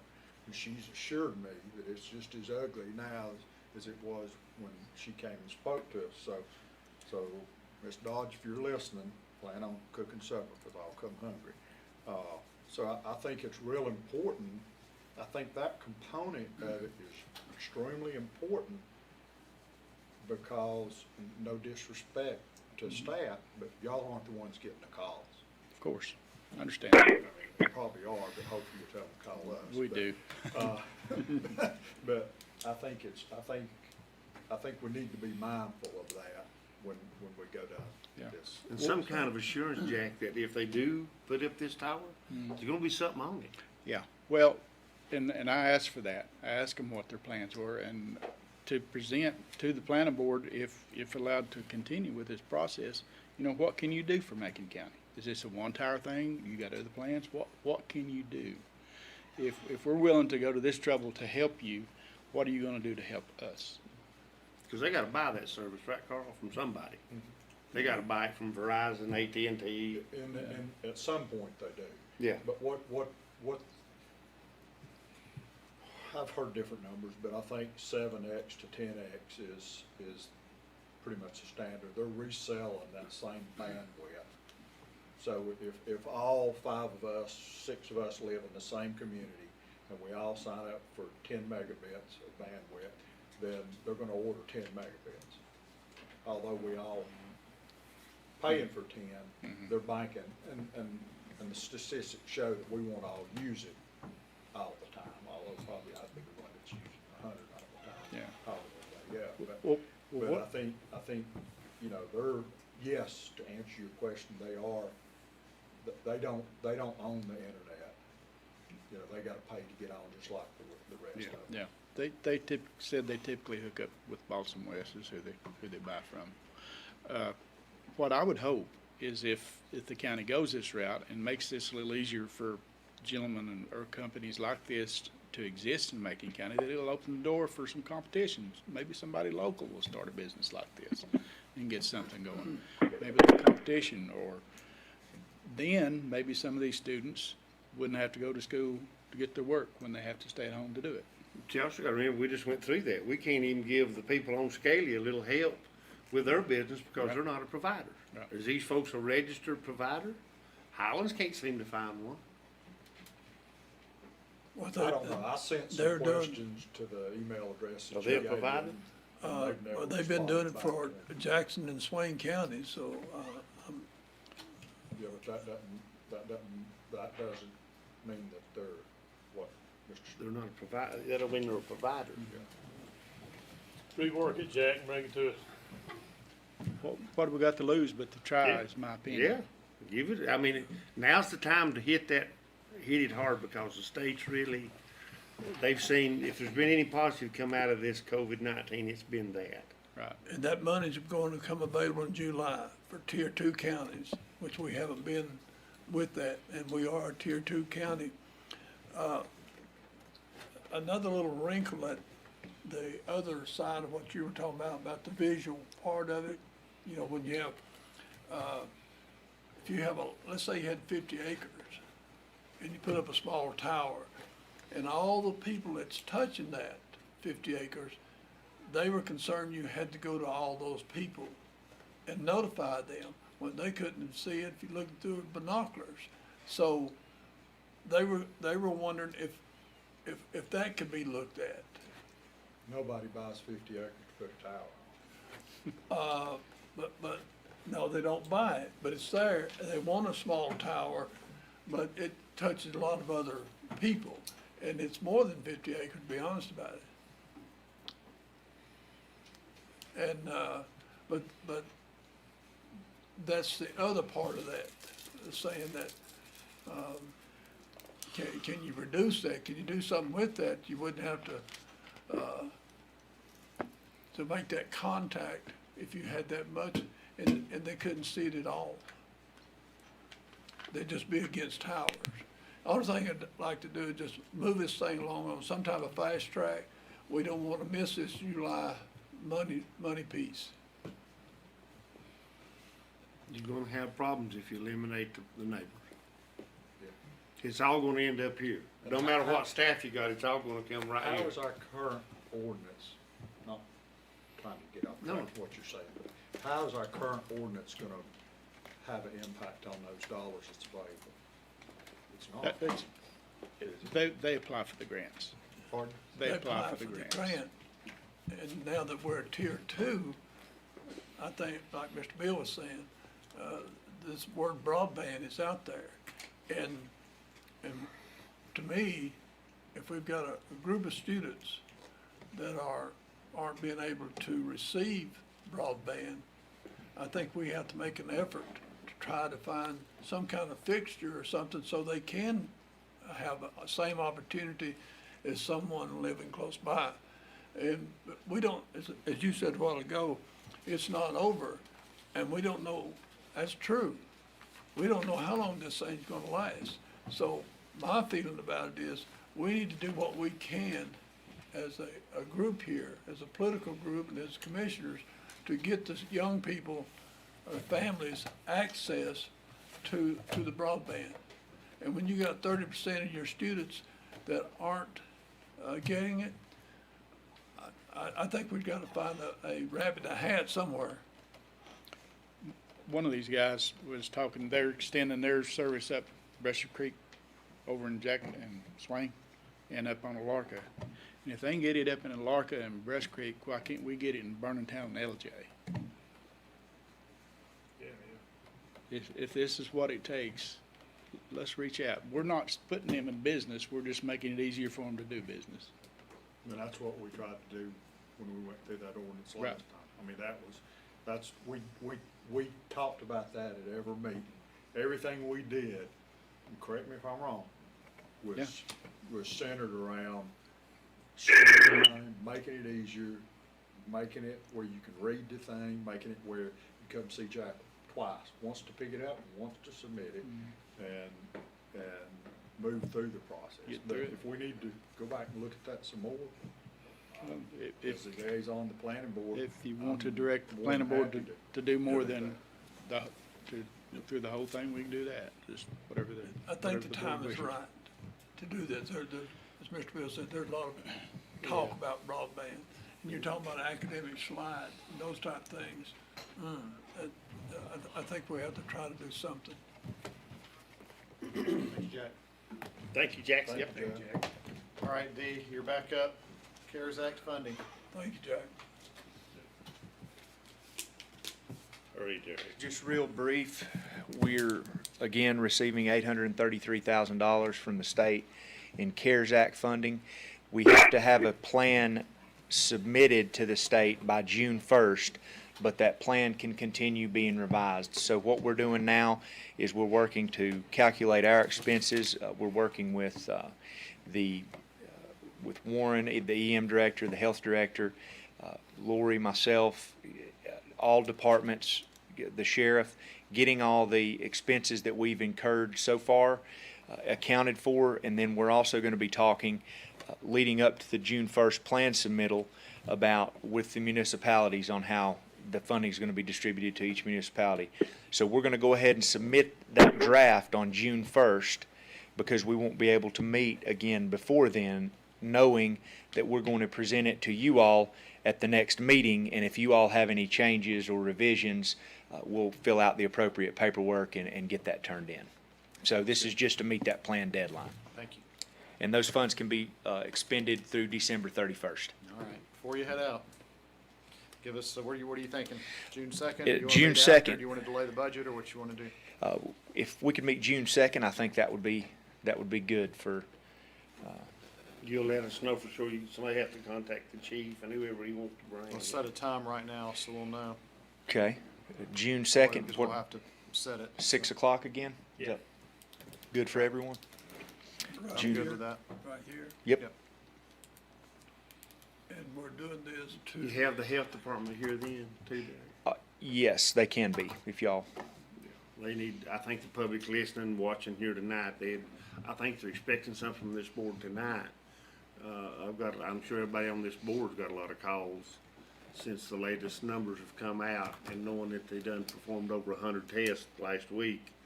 And when those numbers come out, I think a lot of folks are anxious and looking for that.